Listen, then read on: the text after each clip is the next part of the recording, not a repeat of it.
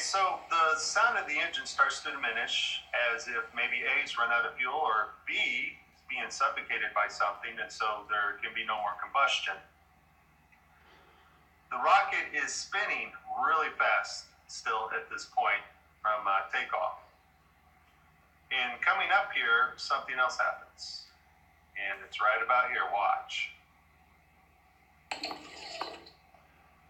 So despite the rocket spinning as fast as it was, something brought this rocket to a complete halt.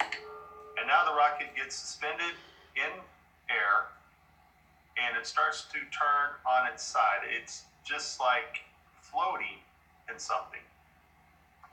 Now, I don't think this is water because we probably see water on the lens, but I found this very interesting that the rocket just stops, all combustion stops, and now the rocket is on its side and just frozen there in space. Let's compare this to the STS shuttle launch.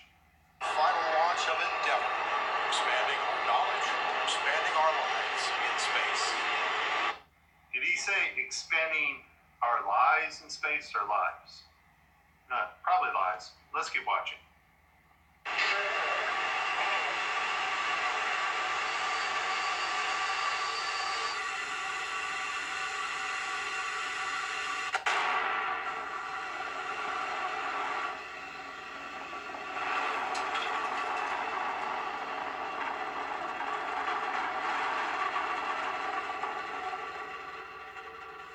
So watch what happens to the second rocket.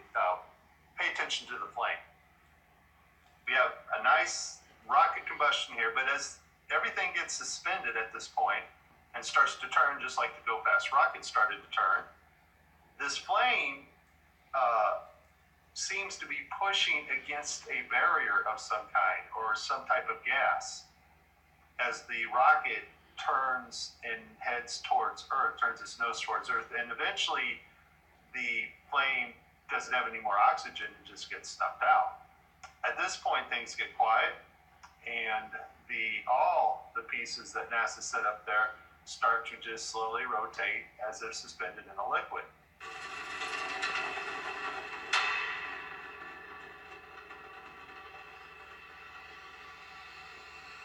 So everything kind of seems like it's just suspended, bobbing around up there. They're not orbiting Earth because they're not traveling 17,500 miles an hour. They're just kind of stuck up there, spinning around. So let's take a look at this other camera here.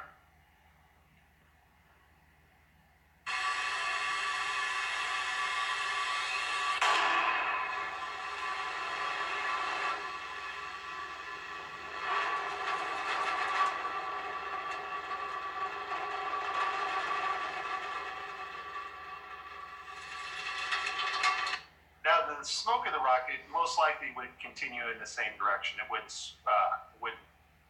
orientate with the back of the rocket. But the thrust coming from the combustion of the rocket should follow in line with the rocket, but it's not. It's being pushed by something back towards Earth.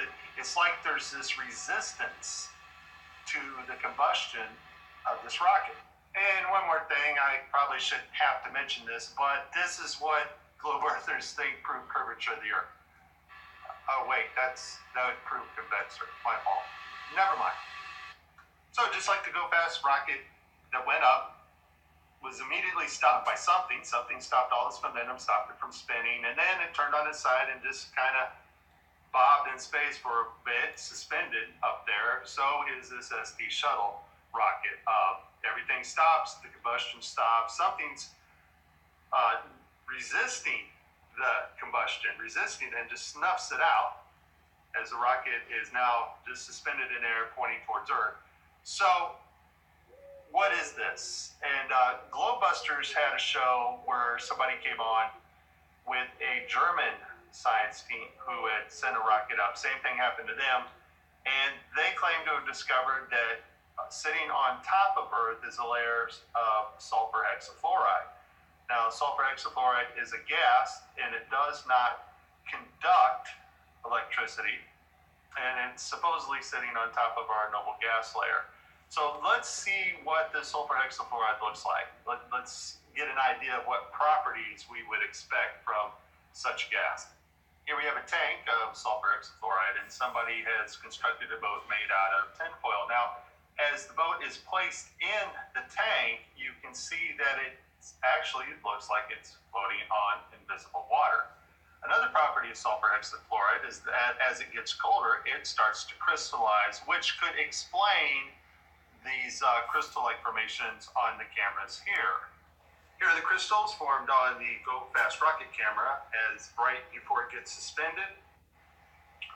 And here NASA's own camera starts to crystallize right when it starts rotating. You can see the little formations. It looks like little ice etchings on the camera actually.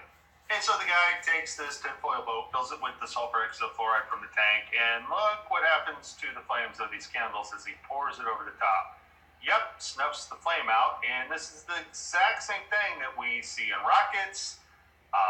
The engines just get cut off, they get suspended temporarily, those ice crystals form, and they fall back down to Earth.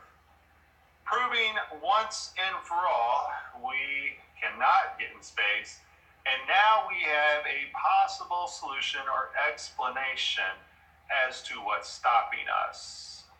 This is Mike. Please